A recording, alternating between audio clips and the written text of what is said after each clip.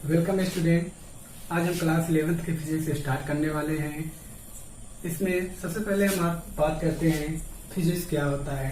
तो फिजिक्स शब्द की उत्पत्ति ग्रीक वर्ड के थ्योसिस से हुई है, जिसका अर्थ होता है नेचर, प्रकृति। अर्थात विज्ञान की वह शाखा जिसके अंतर्गत हम प्रकृति में होने वाली घटनाओं का अध्ययन करते हैं, उसे फिजिक्स कहते हैं। जैसे अगर हम सड़क पर चल पाते हैं तो उसमें न्यूटन का थर्ड लॉ मोशन लगता है, और अगर हम पेन से कॉपी पर लिख रहे हैं तो वहाँ पर घर्षण बल काम करता है। इस तरह से हम ढेर सारे घटनाओं का अध्ययन करते हैं। और जो दूसरा डिफिनीशन है फिजिक्स का, वह है विज्ञान की वह शाखा जिसके अंतर्गत हम द्रव्य एवं ऊर्जा तथा उनके बीच होने वाले अन्योन्य घटनाओं का अध्ययन करते हैं, उसे फिजिक्स कहते हैं। क्लास 11 का फर्स्ट चैप्टर स्टार्ट करते हैं, जिसका नाम है यूनिट एंड मेजरमेंट।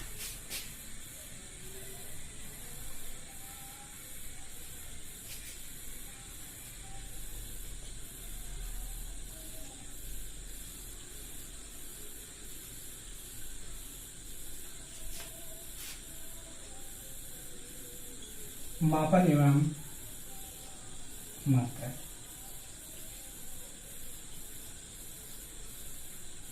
इसमें हम सबसे पहले बताएंगे भौतिक राशियां क्या होती हैं।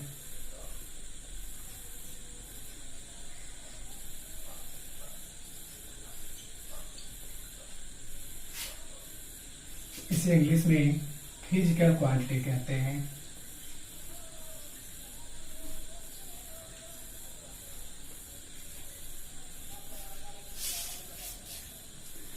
वे राशियां जिनका अध्ययन हम भौतिकी के नियमों एवं सिद्धांतों के आधार पर करते हैं, उसे भौतिक राशियां कहते हैं। यह दो प्रकार की होती हैं। पहला, मूल राशियां।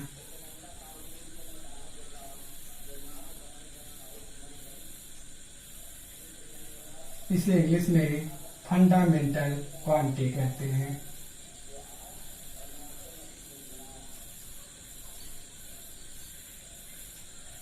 दूसरा है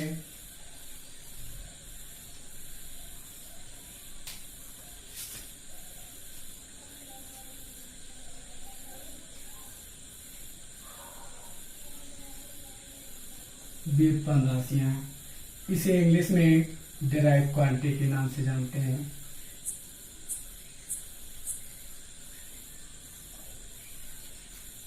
तो सबसे पहले बात करते हैं मूल राशियां किसे कहते हैं।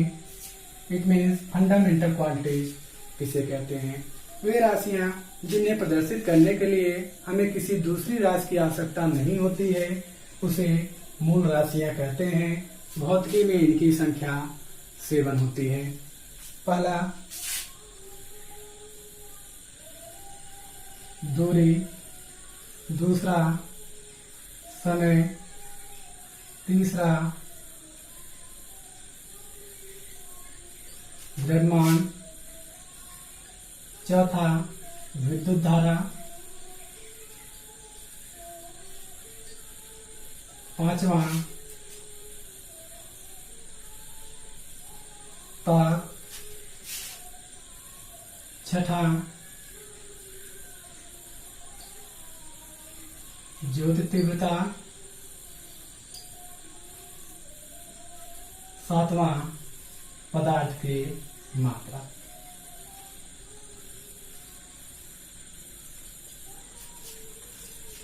ये जो सातों राशियां हमने यहाँ पर लिखा हुआ है, इन राशियों को प्रदर्शित करने के लिए हमें अन्य राशियों की आवश्यकता नहीं होती है।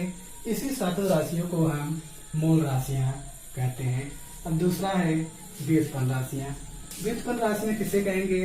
वे राशियां जो मूल राशियों की सहायता से प्रदर्शित की जाती हैं, उसे हम मूल व्युत्पन्न राशियां कहते हैं।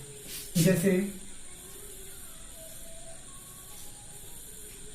4 बराबर क्या होता है? दूरी बटा समय।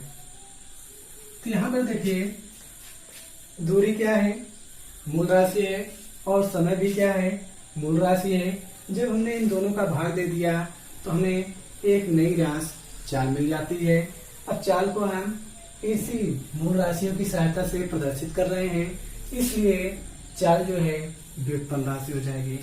दूसरा, क्षेत्रफल बराबर हम क्या जानते हैं, लंबाई गुणे चौड़ाई। लंबाई भी दूरी है और चौड़ाई भी दूरी है। इन दोनों का आपस में जब हमने मल्टीप्लाई कर दिया तो नई राशि हमें क्षेत्रफल मिल गया। तो क्षेत्रफल यहाँ पर व्युत्पन्न राशि हो जाएगी। तीसरा है आयतन।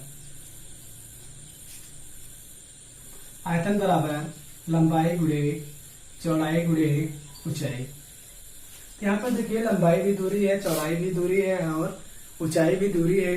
जब हम इन तीनों का आपस में मल्टीप्लाई कर देते हैं तो नई राशि आयतन मिल जाती है। अब आयतन को हमने यहाँ पर दूरी का 3 बार मल्टीप्लाई करने पर प्राप्त किया है और दूरी मूल राशि है। इस तरह से आयतन को हमने क्या किया है, मूल राशियों की सहायता से प्रदर्शित किया है और आयतन यहाँ पर कैसी राशि हो जाएगी, व्युत्पन्न राशि हो जाएगी।